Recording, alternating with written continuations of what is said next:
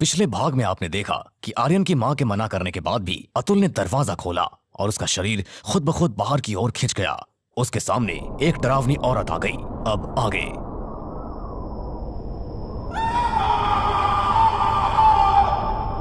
अतुल की दर्दनाक चीख पूरे जाखोल गांव में गूंज उठी। उसकी चीख सुनते ही गांव के सन्नाटे में और ज्यादा डर भर गया। आर्यन और पूजा दोनों बुरी तरह से घबरा गए और तेजी से घर के बाहर की तरफ भागे।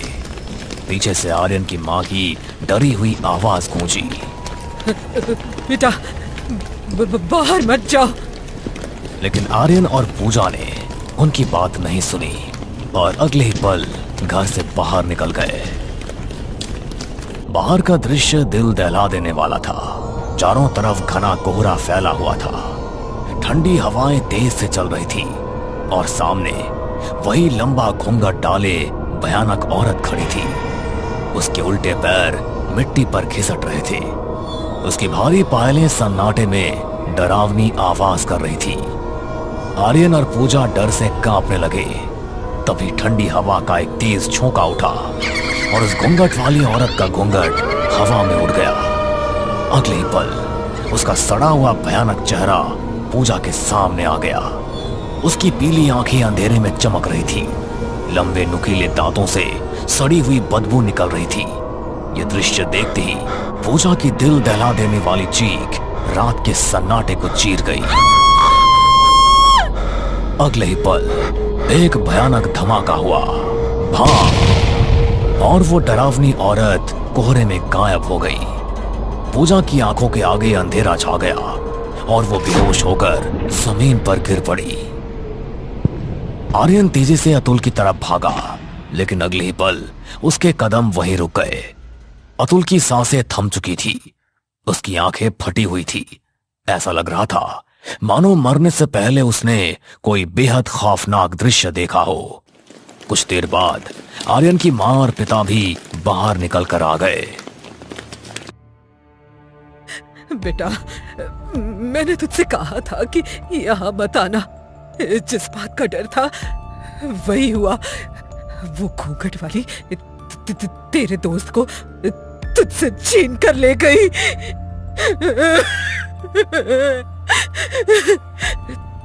इतना कहते ही वो फूट फूट कर रोने लगी। दूसरी तरफ आर्यन के पिता पूजा के चेहरे पर पानी डालने लगे। कुछ देर बाद पूजा को होश आया। जैसी उसकी नजर अतुल की लाश पर पड़ी, वो भी जोर जोर से रोने लगी।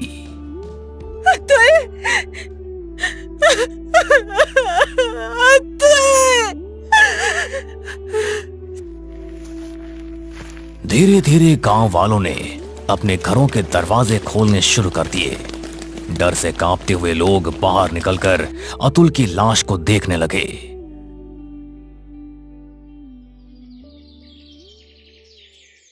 अगली सुबह अतुल की लाश गांव के चौराहे पर रखी हुई थी। गांव वाले डरी हुई नजरों से उसकी लाश को देख रहे थे। तभी गांव का मुखिया धीरे धीरे आगे बढ़ा और गुस्से से आर्यन की तरफ देखने लगा। जब तुम्हारी मां तुमसे कह रही थी कि इस गांव में मत आना, तो फिर तुम क्यों आए? और आए तो आए, अपने दोस्त को भी क्यों ले आए? आर्यन, अपने दोस्त की मौत के जिम्मेदार तुम खुद हो। मुखिया के शब्द आर्यन के ऊपर बिजली बनकर गिरे, लेकिन वो उस समय चुप रहा। कुछ देर बाद गांव वाले रोते हुए अतुल की लाश को वहां से ले गए।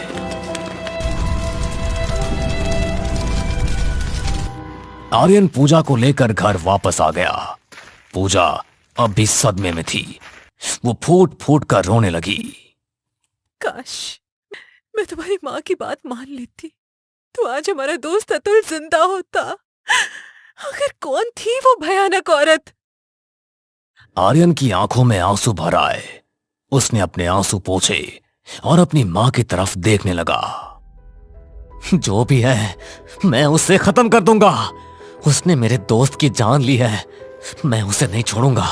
उसे इसकी कीमत चुकानी पड़ेगी। बेटा, पिशाचों और चुड़ैलों का सामना इतनी आसानी से नहीं किया जाता। पिछले 50 साल से वो हर अमावस्या की रात आती है और किसी न किसी को ले जाती है। लेकिन आर्यन चुप रहा। उसकी आंखों के सामने बार बार अतुल का चेहरा घूम रहा था।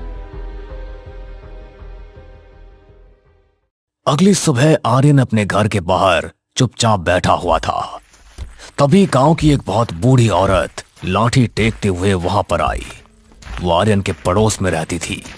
उसके चेहरे पर उम्र की झुर्रियां थी, लेकिन आंखों में अजीब गहराई दिखाई दे रही थी। तेरे दोस्त के बारे में सुनकर अब बहुत दुख हुआ बेटा, लेकिन सच बताऊं, मैंने बरसों से देखा है।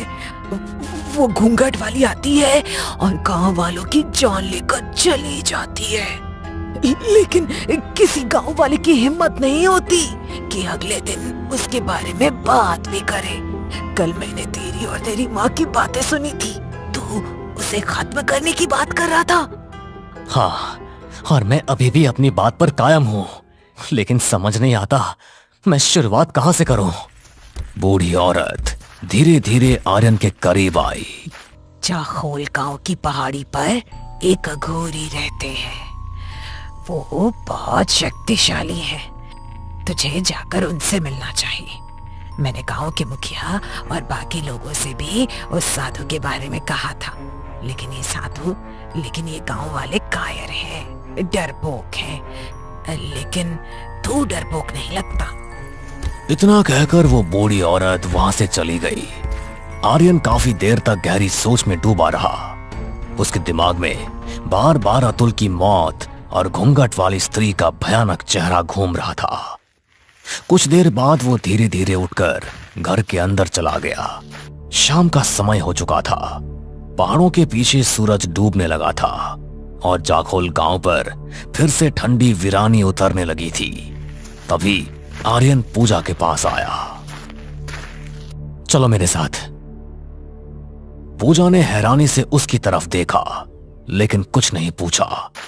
दोनों जैसे ही घर से बाहर निकलने लगे, तभी पीछे से आर्यन की मां की आवाज आई। कहां जा रहे हो तुम दोनों? लेकिन आर्यन ने अपनी मां की बात का कोई जवाब नहीं दिया और पूजा को लेकर घर से बाहर निकल गया। धीरे धीरे दोनों गांव के घने जंगल की तरफ बढ़ने लगे। शाम अब रात में बदल चुकी थी। चारों तरफ घना कोहरा फैला हुआ था। जंगल में अजीब सी वीरानी पसरी हुई थी। ऊंचे ऊंचे पेड़ों के साए अंधेरे में किसी राक्षस की तरह दिखाई दे रहे थे। ठंडी हवा पेड़ों से टकराकर ऐसी आवाजें पैदा कर रही थी मानो जंगल में कोई रो रहा हो। जैसे तैसे रात गहराती जा रही थी। पूजा का डर भी बढ़ता जा रहा था। दूर कहीं उल्लुओं की आवाज गूंज रही थी। सूखे पत्तों पर पड़ते कदमों की आवाज पूरे जंगल में फैल रही थी। अचानक कुछ देर बाद दोनों के सामने एक बहुत पुराना शमशान घाट दिखाई दिया। शमशान घाट के चारों तरफ जली हुई लकड़ियां और टूटी हुई समाधियां थी। वहां का माहौल इतना डरावना था कि पूजा के शरीर में सिहरन दौड़ गई। तभी पूजा की नजर एक विशाल पुराने पेड़ के नीचे बैठे एक अघोरी पर पड़ी। उसके पूरे शरीर पर शमशान की राख लगी हुई थी। उसकी जटाएं बिखरी हुई थी। वो आंखें बंद करके बिल्कुल शांत बैठा हुआ था। पूजा उसे देखकर डर गई। ये कौन है? गांव की एक बूढ़ी औरत ने बताया था कि मुझे इससे मिलना चाहिए। आर्यन और पूजा धीरे धीरे जाकर उस अघोरी के सामने बैठ गए। तभी अचानक अघोरी ने अपनी आंखें खोल दी। उसकी आंखें लाल थी। पूजा डर से कांप उठी। कौन है तू? जी, मेरा नाम आर्यन है और ये पूजा है। यहां क्यों आया है? आर्यन धीरे धीरे सारी घटना बताने लगा। उसने अपने दोस्त अतुल की मौत का दिल दहला देने वाला दृश्य भी बताया। बात करते करते उसकी आंखों से आंसू बहने लगे। तभी अचानक अघोरी घुटनों के बल बैठ गया और अगले ही पल वो जमीन पर घिसटते हुए बहुत तेजी से आर्यन के बेहद करीब आ गया। उसकी लाल आंखें लगातार आर्यन की आंखों को घूर रही थी। फिर उसके चेहरे पर एक रहस्यमयी मुस्कान फैल गई। तेरी आंखों में क्रोध है, बदले की भावना है, और ये भावना गलत नहीं है। कोई और होता तो मैं उसे यहां से भगा देता, लेकिन मैं तेरी मदद जरूर करूंगा। ठंडी हवा अचानक और तेज चलने लगी। लेकिन बता, तू क्या कर सकता है? बाबा, उसे खत्म करने के लिए मैं कुछ भी कर सकता हूं। अघोरी अचानक फिर घुटनों के बल पीछे की तरफ खिसकता हुआ पुराने पेड़ के नीचे जाकर बैठ गया। उसके पास एक बेहद गंदी और रहस्यमयी बोतल रखी हुई थी, जिसके अंदर काला सा कोई अजीब पदार्थ भरा हुआ था। अघोरी ने बोतल उठाई और उसमें भरा पदार्थ पीने लगा। अगले ही पल वो अचानक उठ खड़ा हुआ।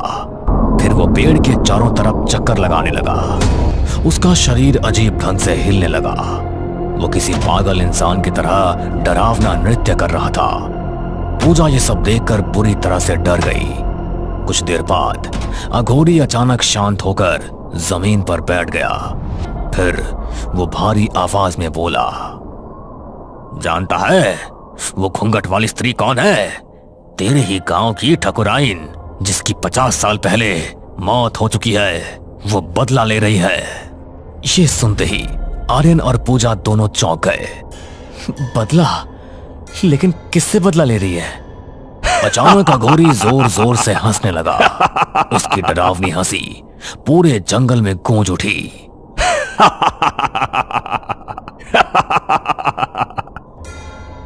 फिर अगले ही पल वो अचानक गंभीर हो गया। कहते हैं पुरखों के पापों की सजा आने वाली पीढ़ियां भुगतती है। तेरे गांव जाखोल के साथ भी यही हुआ। तेरे पुरखों ने गलती की थी और उसकी सजा आज तक मिल रही है। मैं तुझे सब बताता हूं। इतना कहकर अघोरी आसमान की तरफ देखने लगा।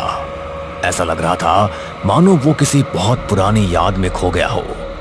अगले ही पल उसकी भारी आवाज आर्यन और पूजा के कानों में गूंजने लगी। दोनों को ऐसा महसूस होने लगा मानो बहुत दूर से कोई कहानी सुनाई दे रही हो। ये बात 50 साल पुरानी है। उस समय तेरे गांव जाखोल में ठाकुर रतन सिंह रहा करता था। ठाकुर रतन सिंह की एक बहुत सुंदर पत्नी थी, लीलावती, जो गांव वालों का बहुत ख्याल रखती थी। गांव वाले उसे सम्मान से ठकुराइन कहकर बुलाते थे। ठाकुर रतन सिंह की हवेली में एक बहुत सुंदर और भोला नौजवान भी रहता था। इसका नाम पवन था। वो ठाकुर के बगीचे की देखभाल करता था। ठकुराइन लीलावती अक्सर उसकी मदद किया करती थी और उसे अपने छोटे भाई की तरह मानती थी। लेकिन ठाकुर रतन सिंह उन दोनों के रिश्ते को किसी और नजर से देखता था।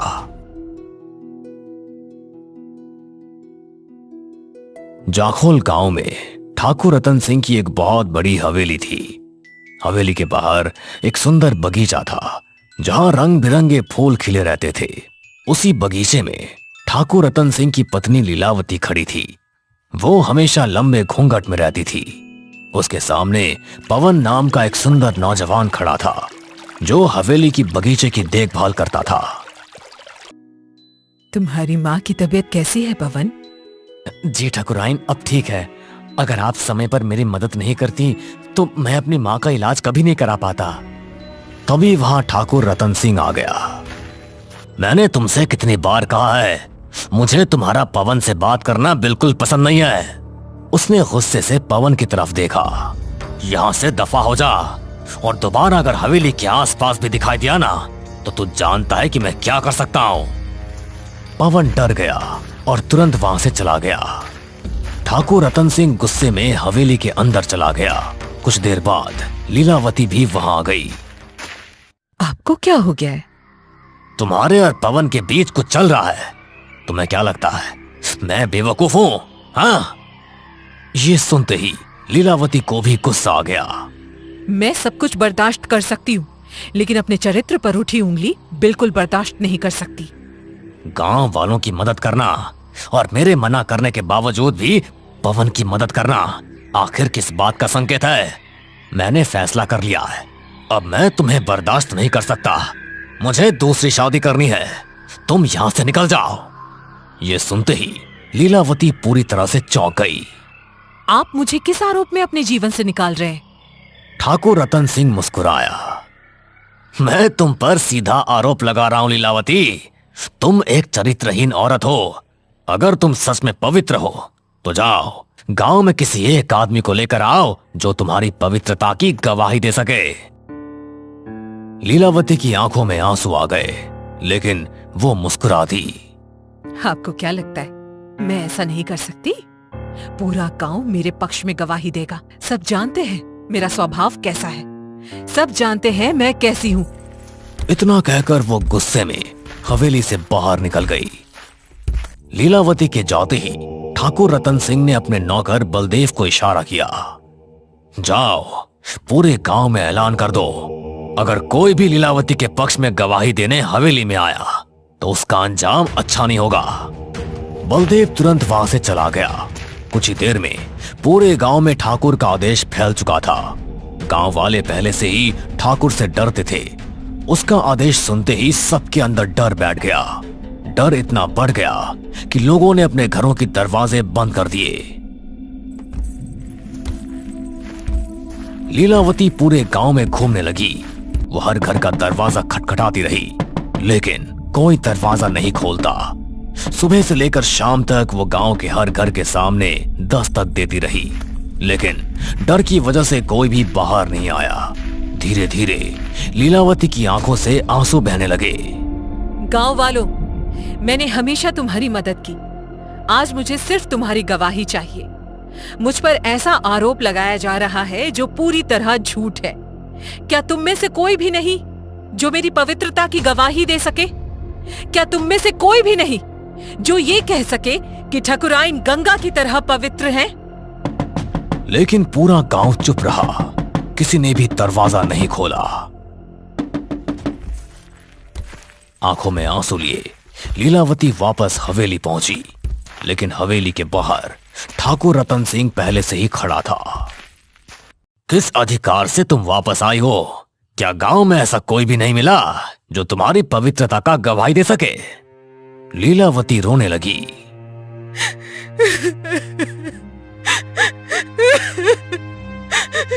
आप जानते हैं मैं गंगा की तरह पवित्र हूं।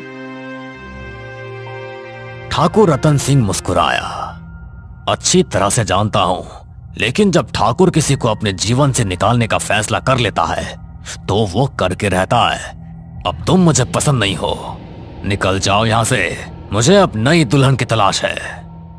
ये सुनते ही लीलावती टूट गई। आंखों में आंसू लिए वो अंधेरी रात में जंगल की तरफ निकल गई। घने जंगल में चलते चलते अचानक लीलावती का पैर फिसल गया और अगले ही पल वो एक पुराने कुएं के अंदर गिर गई। उसकी चीख पूरे जंगल में गूंज उठी। कुछ देर में कुएं के अंदर उसका शव पानी में तैरता दिखाई देने लगा, लेकिन अगले ही पल उसकी आंखें खुल गई। उसकी आंखों की पुतलियां सफेद हो चुकी थी। उसके होठों पर एक शैतानी मुस्कान फैल गई। उसके बाल हवा में खड़े होने लगे और अगले ही पल उसका शरीर धीरे धीरे हवा में उठने लगा। वो उड़ती हुई कुएं से बाहर निकल आई।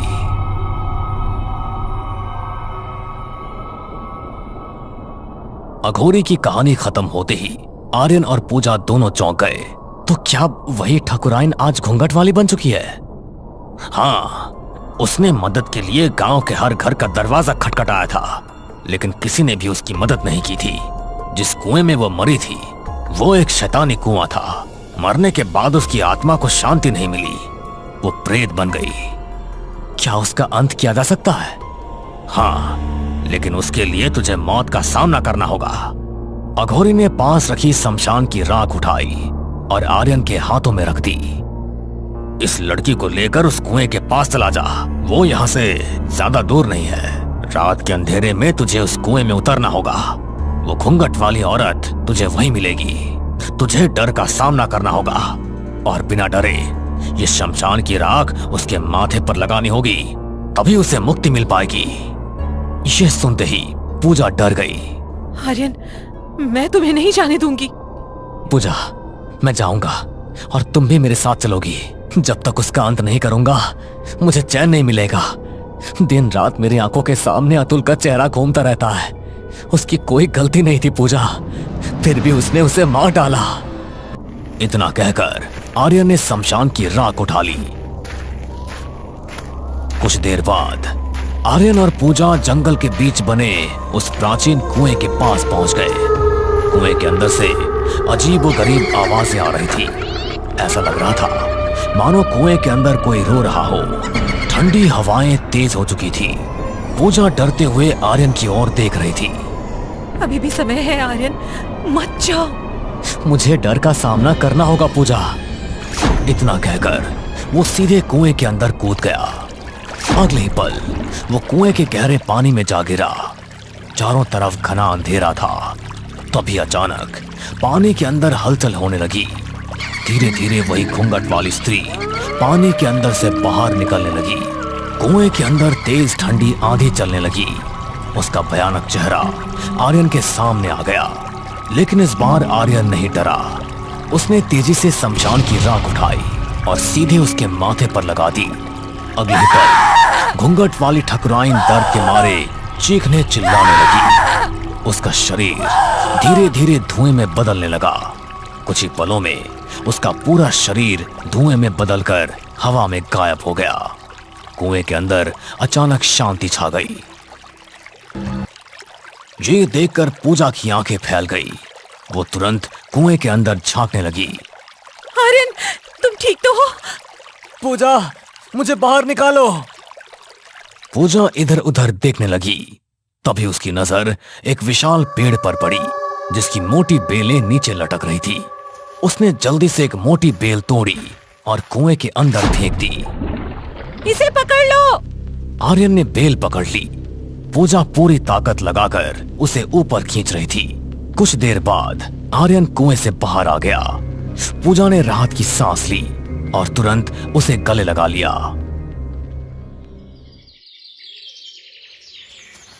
आर्यन और पूजा घर वापस लौट आए। आर्यन ने अपनी मां और पिता को सारी घटना बता दी। अगली सुबह पूरे गांव में आर्यन की बहादुरी की चर्चा होने लगी। गांव वाले अब उसे सम्मान की नजर से देखने लगे। लेकिन आर्यन के चेहरे पर खुशी नहीं थी। वो जाखोल गांव से हमेशा के लिए टूट चुका था। कुछ देर बाद वो अपनी मां और पिता के पास आया। मां, मैं पूजा के साथ वापस शहर जा रहा हूं। हम दोनों वहीं शादी करेंगे और अब मैं इस गांव में कभी वापस नहीं आऊंगा। लेकिन आप दोनों हमसे मिलते आते रहिएगा। आर्यन की मां की आंखों में आंसू आ गए। उसने अपने बेटे को गले से लगा लिया। कुछ देर बाद आर्यन और पूजा जाखोल गांव छोड़कर हमेशा के लिए वहां से चले गए। पहाड़ों के पीछे सूरज धीरे धीरे उग रहा था। जाखोल गांव में पहली बार अमावस्या के डर के बिना सुबह हुई थी। गांव के लोग अब खुलकर सांस ले पा रहे थे। लेकिन जाखोल गांव के पुराने जंगलों में आज भी रात के समय ठंडी हवाएं अजीब आवाजें करती है। और गांव वाले कहते हैं अगर उस रात किसी ने सच बोलने की हिम्मत की होती तो शायद ठकुराइन कभी पिशाचिनी नहीं बनती।